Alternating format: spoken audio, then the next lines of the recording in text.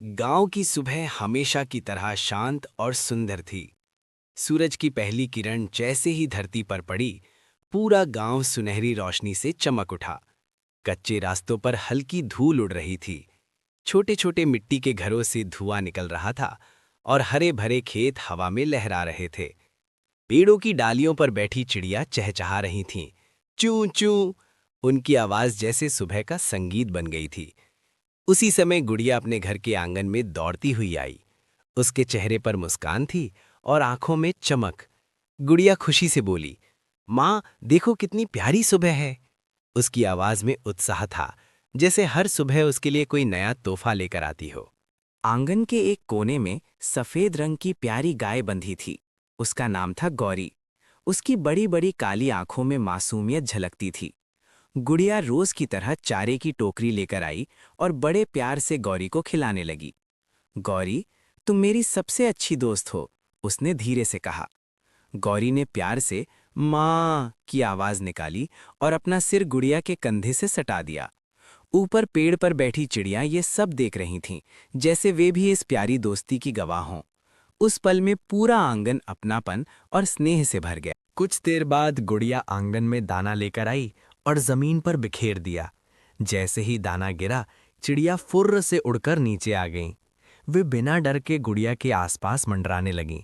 तभी उसका दोस्त मोहन वहां आया और हंसते हुए बोला, गुड़िया, तुम जानवरों से इतनी बातें क्यों करती हो?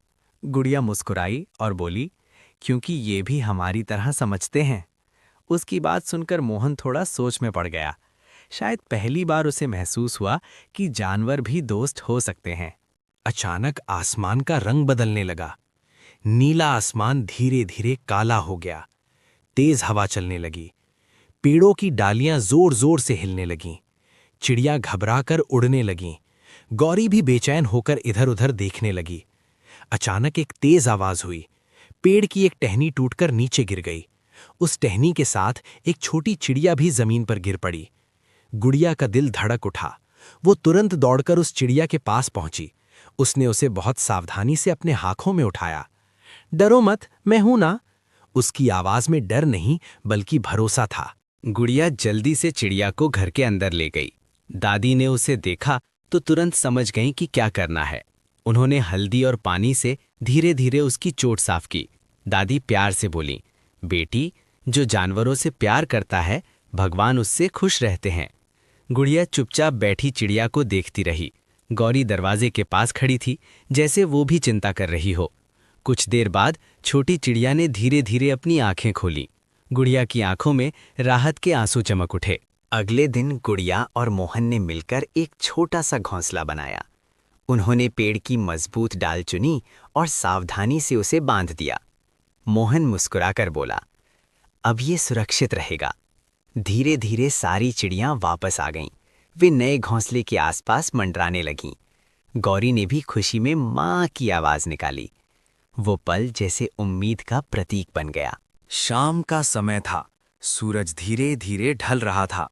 आसमान नारंगी और गुलाबी रंगों से भर गया था। गुड़िया गौरी को गले लगाकर खड़ी थी। चिड़िया खुले आसमान में उड़ रही थीं। गुड़िया मुस्कुराकर बोली, अगर हम सब मिलकर रहें तो हर मुसीबत छोटी हो जाती है। दादी दूर खड़ी मुस्कुरा रही थीं। पूरा गांव शांत और खुश दिखाई दे रहा था। उस दिन गुड़िया ने सिर्फ एक चिड़िया की मदद नहीं की थी। उसने सबको ये सिखाया था कि प्यार और दया से दुनिया सच में सुंदर बन सकती है। धन्यवाद।